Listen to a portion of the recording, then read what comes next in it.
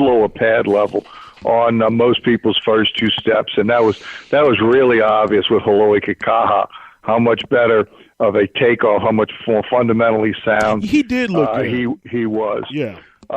Even though the problem that he has continuously, and he did a couple nice things with Joe Thomas. If he can't run around you, he's blocked. Mm-hmm. He cannot. He is the opposite of Myles Garrett.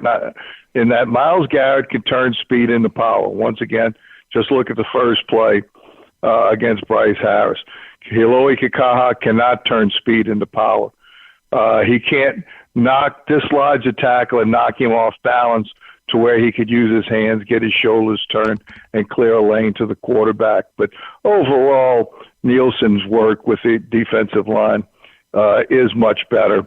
And it's, if you can't get there by individually, and right now there's not a single player, including Cam Jordan, that you have to scheme for.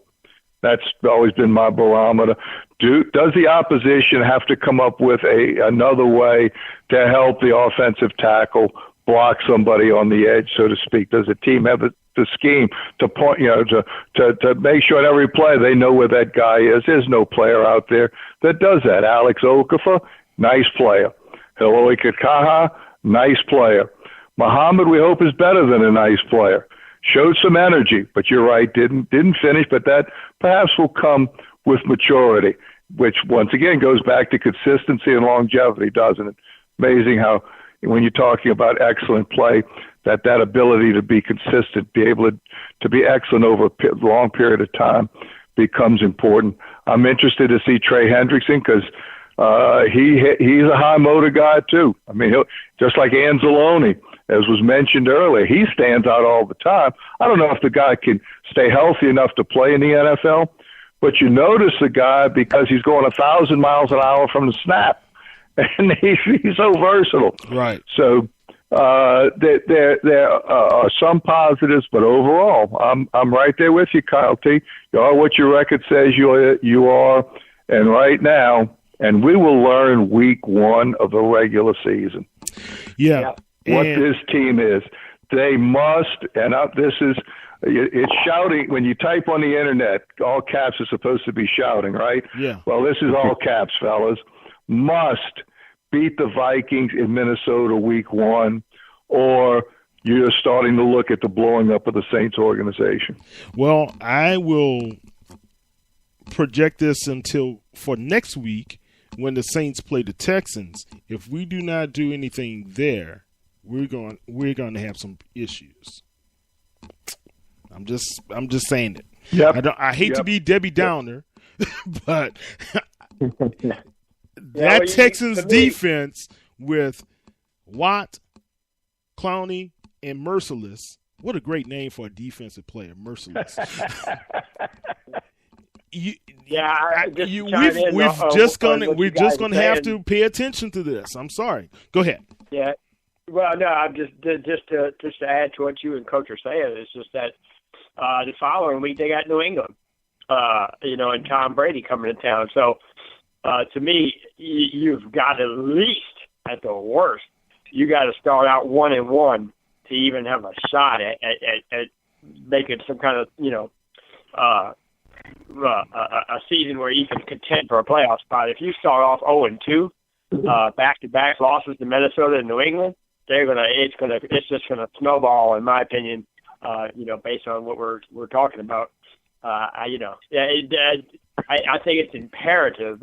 Coach is right on the money.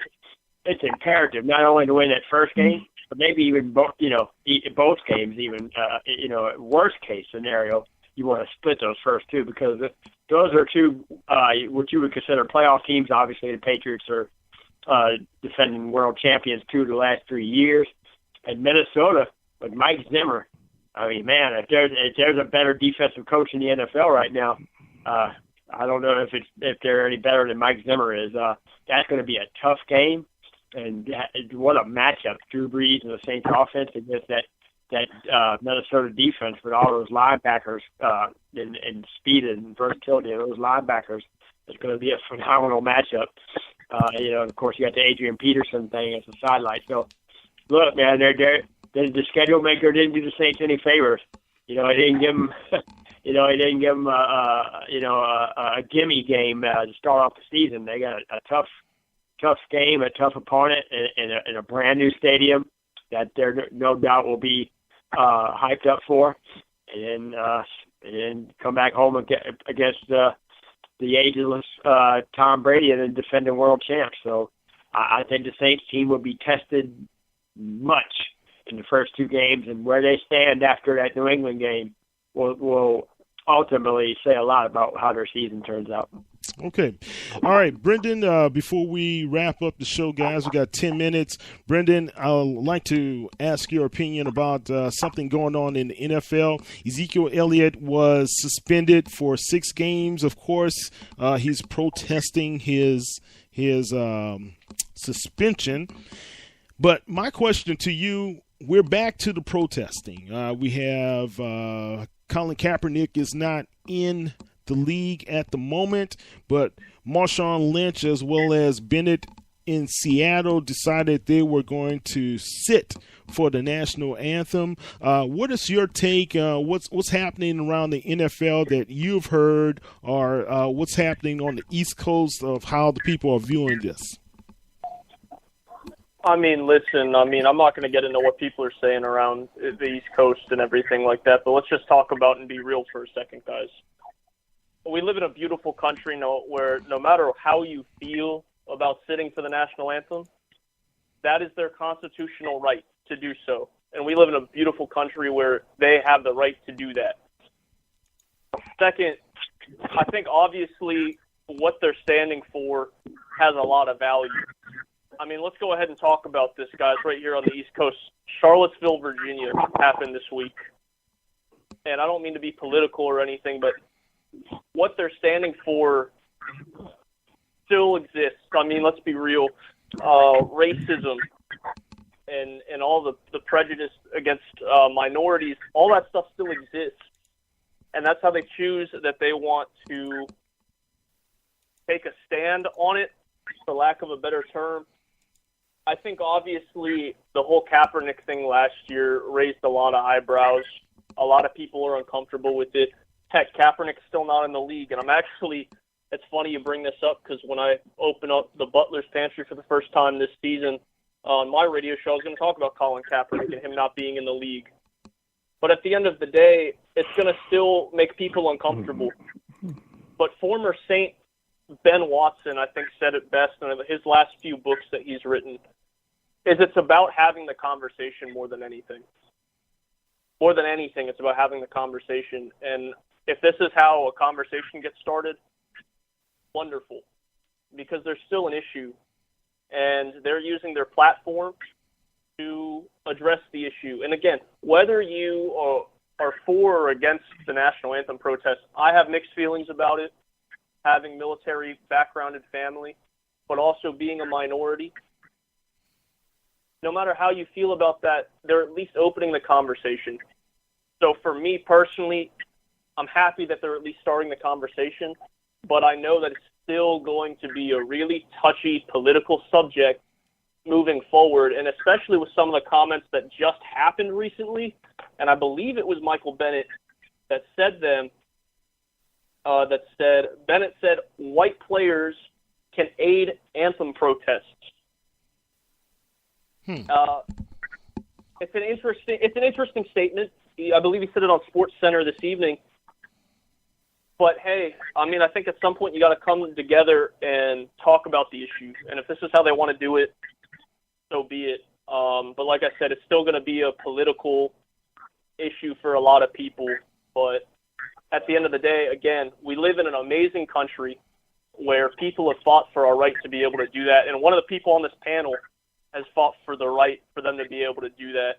So let's just be thankful that we live in a country where the freedom of speech exists. Well, there's a lot of things I can say. I don't want to get political myself. I teach my son to stand for the national anthem. I also teach my son to speak up against atrocities So everybody has their different way of doing it. I know, Coach, you have very strong opinions about this as well. Wish we had enough time to be able to hear those. Barry, I know you were in the military, but I mean, it is what it is, guys, and we are in a different world. I don't think. Here's my take is, let's be slower to condemn without understanding. That's the only thing I would say. Let's be slower to condemn. But anyway, go ahead. Well, just to throw my 2 cents in here. Obviously I served in the military. Was stationed in what was then known as West Germany before German reunification, and I was there when the Berlin Wall actually came down. I was actually in Berlin when it came down and got to witness world history in front of my eyes, and so it was a remarkable experience, and I'm honored and proud to have served my country. That said, Colin Kaepernick is an African American in a country where minorities in the year 2017 still can't be treated equally or fairly. So I can't relate to the black man's experience because being a white guy, I've led a different life. But that said, that doesn't mean that we should disavow or what's the word I want to use, blackball a player for taking a stance. I think it's unfair. I guarantee you, and nobody's going to say it because, people are afraid. People are afraid to speak the truth a lot of times. And as you know, if you guys read my articles, I'm not afraid to speak the truth. He is being blackballed for his political views. There's no question in my mind. Now look, whether you think he's a good quarterback or not, that's debatable. Because, he took a team to the Super Bowl, and his record as a starter is actually pretty good. That said, he's looked poor. He's played very poorly on the big stage. So, is it fair to say teams maybe don't want to take a chance on him because he's bad? He's a bad quarterback. Yeah, I guess I can buy into that. But let's call a spade a spade. This man is being blackballed for his political stance because NFL owners are fearful of taking that chance because they're afraid of the blowback or the brushback that they'll get from fans. And look, let's call it what it is. From white fans who have those kind of views, like the guys you saw in Charlottesville this weekend, they're afraid of that type of blowback. And look, NFL owners, let's not kid ourselves. They're all about the almighty dollar. They always have been. And look, we love Tom Benson, and we think it's great that he owns the Saints and New Orleans guy and has done everything he's done for the Saints franchise, keeping the team in New Orleans and all that. But don't be mistaken, Tom Benson to do anything for a buck. He's a salesman. He's always going to be a salesman. And to assume otherwise is just totally ridiculous. So there's a lot of underlying issues going on, and I agree with Brendan. And look, like I said, I serve my country, and it personally irks me when I don't see somebody standing for the national anthem because, I know what it's like to have served for that flag.